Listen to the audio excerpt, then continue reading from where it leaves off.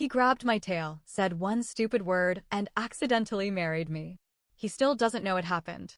My name is Abigail Moonshadow, and this is the story of the worst best day of my life. The day a maintenance man with a 10mm bolt and zero situational awareness made me his wife, without either of us agreeing to it. Stick around. It gets so much worse before it gets good. Let's get the basics out of the way, because apparently a lot of you Earth types don't know what a Procyon loader person is, and honestly fair. We're the raccoon hybrids. Ringtail, little masked face, ears on top of the head instead of the sides like you weirdos. Standard issue for my species. Curious, clever, chaotic, and this is the part nobody warns you about, extremely into shiny objects. I once stole a junior officer's wedding ring off his nightstand without realizing I'd done it. Muscle memory. Don't judge me. But here's the thing. Most Procyon loader people are loud. Confident. The kind of person who makes friends in an elevator and somehow already knows your business by the time the doors open. We're a social species. It's basically genetic. I am not that. I am the only goth raccoon girl in known space, and I built that whole persona. The black eyeliner smudged under my mask markings, the oversized coat, the resting do not talk to me face, because being shy in a species of extroverts is exhausting. And at some point I decided it was easier to look unapproachable on purpose than to be approached and panic. It worked great. For years. Nobody bothered me. Until him. I work on Space Station Alpha 4, which sounds impressive until I tell you it holds about 10,000 people and the gift shop sells the same 3 postcards it sold since the station opened. We are not the flashy station. We are not the station with the rotating restaurant or the holographic boardwalk. We are the station where the elevator makes a noise like a dying animal and everyone's just used to it. I'm a lab technician. Genuinely one of the best in my field, chemical synthesis, contamination control, the kind of work where one mistake means the whole East Wing smells like burnt almonds for a week. I take it seriously. I have 3 commendations and a drawer full of safety awards I keep meaning to display and never do, because apparently displaying things about yourself requires a personality trait I skipped. And every single station has exactly one of something, because small stations can't afford redundancy. 1 bartender. 1 doctor. 1 guy who runs the network. And on Alpha 4, we have exactly 1 maintenance technician. Josh Martin. Now, quick rule. Before I explain why that man ruined my entire nervous system on a Tuesday, to work the big glamorous stations. The ones with the boardwalks and the 5-star synthetic steak, you need 3 years of experience on a small station first. So everyone on Alpha 4 is either fresh out of training or 1 bad performance review away from a transfer. Josh had been here 2 years and 8 months. Counting down. Like the rest of us. Except I never wanted him to leave. Josh is 5'10", which doesn't sound dramatic until you're 5'3", and he walks into a room like the room owes him rent. He's covered, and I mean covered, in tattoos, the kind that wrap around his forearms and disappear under his sleeve, and you spend way too much time wondering where they end. He is not a scientist. He does not own a single piece of equipment that requires a PhD to operate. He fixes pipes. He swears at vents. He is, by every metric that matters to my professional brain, completely beneath my notice. My professional brain has never once been consulted on this matter. Every single woman, man, and non-binary human on this station has, at some point, found an excuse to need maintenance. I've watched grown adults manufacture leaks. I am ashamed to admit I am one of them. But I never flirted. I never even talked to him. Not really a nod in the corridor, a mumbled thanks when he fixed my centrifuge, and then I'd scurry back to my lab like the building was on fire, which, statistically, on Alpha 4, it occasionally was. I told myself this was fine. I told myself goth girl energy doesn't do crushes, it does brooding from a distance while listening to music he's never heard of. Then my centrifuge broke for the 40th time, and the universe decided I'd brooded enough. It was a Tuesday. It's always a Tuesday. Write that down, and my centrifuge made a sound like a robot having an aneurysm. I called it in. 20 minutes later, Josh Martin was on his back, halfway under my lab console, swearing at a panel that had apparently been installed by someone who hated future maintenance workers' personnel. Why? I should have left. I had samples to log. I had a perfectly good excuse to be anywhere else on this station. I did not leave. I stood there, pretending to organize vials that were already organized, while he muttered things like, Who wired this? And this isn't even the right gauge, sentences that meant nothing to me and that I found, against every wish of my rational mind, deeply attractive. I need a 10 millimeters, he said, hand out, not even looking at me. Should be a tray right behind you. I turned to grab it. My tail, because apparently my tail has never once in its life made a good decision, swept the tray clean off the shelf. 40 bolts, scattered across the floor, rolling under equipment with the specific malice of small objects that know they're about to ruin your day. Josh slid out from under the console to see what happened. And what he saw was 40 bolts on the floor, one mortified raccoon girl on her knees trying to grab them all at once, and one tail swishing around like it was trying to apologize on my behalf. He laughed, reached out without thinking, and grabbed my tail to stop it from knocking over anything else. Huzzah, he said, grinning, clearly pleased with his own joke. Got it. I have never, in my entire life, felt the floor disappear beneath me quite like that. Here's what Josh Martin, certified genius of pipes and absolute disaster in cultural literacy, did not know. Among Procyon loader people, the tail is sacred. Not in a stuffy religious way, more like, you don't touch a person's tail unless you are their parent, their sibling, or their intended mate. There's no in-between. There's no, we're just friends, tail grab. It does not exist. Touching someone's tail is a big deal, full stop, the kind of thing every raccoon kid learns before they learn to read. And huzzah, okay, this part is going to sound made up, but I promise you, somewhere 400 years ago, our colony ship had exactly one linguist obsessed with old Earth festival customs, and he decided our claiming word, the single word spoken during a tail touch that turns hey, watch it into I choose you, forever before witnesses, would be huzzah. I did not make this up. I wish I had made this up. So when Josh Martin, human, maintenance technician, completely unaware that he'd just done anything other than catch a swinging raccoon tail, grinned and said the one word that legally and culturally binds two Procyon loader people together. He had just claimed me, in front of 3 lab assistants, who all heard it, and all knew exactly what it meant. I did not say a word. I grabbed my samples, my dignity, and what remained of my composure, and I left that lab so fast I left my coat behind. You'd think a 10,000-person space station would have bigger things to talk about than my tail. You would be wrong. By the time my shift ended, I had 4 messages from coworkers asking if I'd set a date. A date. For a wedding I did not agree to a man who, as far as I could tell, thought he'd simply caught a falling object. My species does not do quiet gossip. We do enthusiastic, communal, slightly invasive gossip, and apparently the 3 lab assistants who witnessed the incident had spent their lunch break informing literally everyone. Then my calm chimed. Priority channel. Family override. It was my mother. She was already crying happy tears. She had already messaged my aunt. My aunt had already messaged the matriarch council on our home colony, 3 systems away, because apparently a claiming, even an accidental one, gets logged the second it's witnessed, and once it's logged, it is binding until either confirmed by ceremony or formally broken. He sounds wonderful, my mother said, dabbing her eyes. Tattoos. So bold.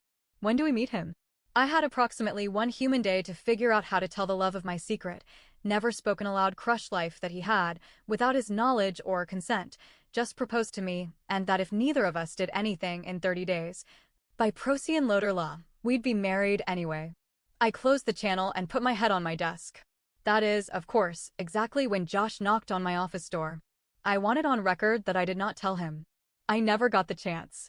Station Administrator Okafor pulled him into her office that same afternoon to explain, very gently, that he had accidentally entered into a binding cultural marriage contract with the head lab technician, and that this was, quote, a logistical matter that needed addressing before end of cycle.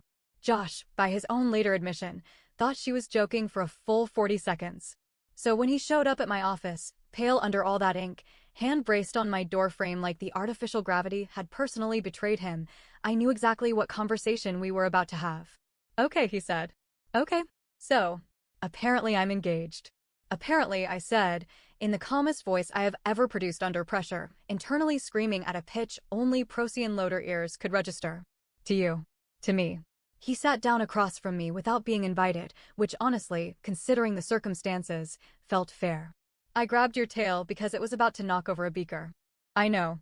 I said huzzah because I don't even know why I said huzzah. It just felt funny in the moment. I know. And that means we're married? Not yet, I said. It means we're claimed. We have 30 days. Either we go through with the ceremony, or you formally reject the claim in front of the matriarch council, and I go back to being unclaimed. He went quiet. And here is the part nobody tells you about a face like Josh Martin's. Under the panic, under the confusion, there was something else. Something that made my tail do an entirely separate kind of involuntary twitch. And if I reject it, he said slowly, what happens to you? I hadn't expected that question. I genuinely hadn't. Here's the part that I hated explaining, because it made me sound pathetic even though it absolutely was not my fault. A rejected claim isn't just embarrassing. Among my people, it's a mark. Word travels between colonies fast, and a rejected Procyon loader woman gets treated like there must be something wrong with her, too quiet, too strange, too something, because surely a man wouldn't walk away from a perfectly good claim otherwise. It's unfair. It's outdated. It's also exactly the kind of thing my extremely online, gossip-fueled species would absolutely do to me without a second thought. I told Josh all of this, watching his face the whole time, waiting for the moment he realized this was way more than he signed up for and bolted, pun unintended, but accurate. He didn't bolt. He sat there, jaw tight, and said, so if I say no, you get punished for something I did. Pretty much. That's insane. Welcome to my species. He rubbed the back of his neck, and I watched 28 years of human bachelor logic visibly fight with whatever was happening in his chest. And if I say yes? Then we have 30 days to actually get to know each other before the ceremony makes it real. Courting period. It's tradition. He looked at me, really looked, the kind of look I'd spent 2 years actively avoiding because I didn't trust myself not to combust under it, and said the absolute last thing I expected. Teach me huzzah. Properly this time. I did not see that coming. Not even a little. And neither did the entire engineering deck, who had apparently been listening at my door the whole time and broke into applause loud enough that Administrator Okafor came to investigate. Procyon loader courtship traditions are, in a word, intense. We don't do flowers. Flowers wilt. Flowers are boring. Flowers tell you nothing about a person's character. Instead, the suitor brings the claimed person a series of gifts, traditionally shiny, useful, or strange objects meant to prove attentiveness. You're supposed to notice things about the person and bring them something that shows you actually paid attention. Josh's first gift was a 10mm bolt. I laughed so hard I scared a junior technician 3 offices down. It's the one that caused all this, he said, deadly serious, like it was a diamond. Figured it should mean something instead of being a problem. His second gift, 2 days later, was a tiny mirror polished from scrap metal he'd found in a decommissioned shuttle because, and I quote, you raccoon people like shiny stuff, right? Figured I should get you the good S. Hiney, not the cheap shiny. I should have been offended by the stereotype. Instead, I cried a little, alone, in a supply closet because nobody had ever paid that much attention to me in my entire adult life, and he'd known me for exactly 4 days. By the second week, the whole station had unofficially adopted us as entertainment. People started a betting pool on what gift he'd bring next. My lab assistants kept accidentally walking past his workshop to report intel. The goth persona I'd built brick by brick over years to keep people at a distance was getting absolutely demolished by a man who thought the right romantic move was bringing me a polished bolt and calling it jewelry. And then, halfway through week 2, the station's primary coolant system failed. Alpha 4 is small. Alpha 4 is old. And Alpha 4's coolant system, the thing keeping our reactor from turning into a very efficient, very fatal heater, chose the worst possible Tuesday again, always a Tuesday, to start failing. I was in the lab when the alarms hit. Red lights, that specific klaxon sound that makes every cell in your body go cold, and Administrator Okafor's voice on every speaker telling 10,000 souls that reactor containment had 18 minutes before automatic shutdown. And automatic shutdown meant life support going dark on 3 decks. There was exactly one person who knew that coolant system well enough to fix it manually before the 18 minutes ran out. Josh Martin was already running toward engineering when I caught up to him in the corridor, because apparently my legs made the decision before my brain did, and my brain was still somewhere back in the lab screaming that this was a terrible idea. I need eyes on the chemical mix while I'm in the access shaft, he shouted over the alarm. One wrong reading and we're venting toxic gas into Deck 6 instead of fixing anything. That's literally my job, I shouted back. For the first time since the bolt, since the tail, since huzzah, he looked at me like I wasn't the strange quiet woman with the goth coat and the ringed tail. He looked at me like I was exactly the person he needed in that exact moment. We had 18 minutes. We used 14 of them arguing about valve ratios while he hung upside down in an access shaft, and I read him chemical levels off a cracked monitor with my hands shaking so hard I almost dropped it. With 4 minutes left, the coolant stabilized. The lights stopped flashing red. And in the sudden, ringing silence of the corridor, covered in coolant residue, breathing like we'd both run a marathon, Josh Martin grabbed my hand, not my tail this time, my actual hand, and said, "I think I want this. All of it." Not because I accidentally said a word. Because of that. I had no idea what to say to that. So naturally, my tail answered for me, wrapping once around his wrist before I even realized I'd done it. Apparently, that means something too. If you thought my mother's reaction to an accidental claim was intense, let me tell you what happened when I called her to say it was real now that we'd survived a near meltdown together, and he looked at me like that, and I, Abigail Moonshadow, certified shy disaster, actually wanted this too. She didn't cry happy tears this time. She full-on sobbed, called my aunt mid-call without muting me, and within 4 hours had booked passage from the home colony for herself, my aunt, my grandmother, and I want to stress this, a man she described only as the cousin who does the ceremonial drumming, none of whom I had invited, all of whom were apparently non-negotiable. Josh, when I told him my entire extended family was descending on a station with exactly one decent restaurant and a gift shop selling the same 3 postcards, did not flinch. "Good," he said. "I want to meet the people who raise someone who scares off an entire engineering deck with one look and then cries over a polished bolt." I told you that in confidence. You told the whole supply closet, apparently. Sound travels and vents. I'm the maintenance guy. I hear everything. I threw the bolt at him. He kept it anyway. Said it was sentimental now. We had 11 days left before the ceremony deadline. 11 days to plan something neither of us understood, in front of a council of matriarchs who took one accidental tail grab very, very seriously. And a man who'd spent his whole life fixing pipes suddenly needing to learn an entire alien wedding tradition from scratch. 11 days. And then my grandmother arrived a full week early. I'm not going to pretend the ceremony went smoothly, because it absolutely did not. My grandmother insisted on traditional drumming, which on a metal space station produces an echo that set off 3 motion sensors and one very confused security bot. My aunt brought a ceremonial garment that fit a Procyon loader woman roughly my mother's height, not mine, so I spent the morning in a dress that dragged a full foot behind me like a goth bridal train wreck. And the cousin who does the ceremonial drumming turned out to also be deeply, dramatically, hilariously camera shy, which did not stop him from drumming directly into a recording device for the archive. Josh stood at the front of Alpha 4's largest open bay, in a borrowed jacket 2 sizes too big, surrounded by maintenance crew who'd shown up in their work uniforms because his words, "This is who I am," might as well get married in it. When the matriarch asked, formally, if he understood what he was confirming, not a joke this time, not an accident, a real and witnessed and permanent thing, he didn't hesitate. He reached out, gently took hold of my tail the way he'd learned, the way I'd actually taught him this time, every motion careful and deliberate, and nothing at all like that clumsy, hilarious first afternoon. "Huzzah," he said, and meant it completely. The entire bay erupted drumming, cheering, a security. Tybot somewhere still confused about the noise levels, my mother sobbing into my aunt's shoulder, and me, the shyest, gothest, most reluctant to be seen raccoon girl in known space, standing in the middle of 10,000 souls worth of attention and, for the first time in my life, not wanting to disappear.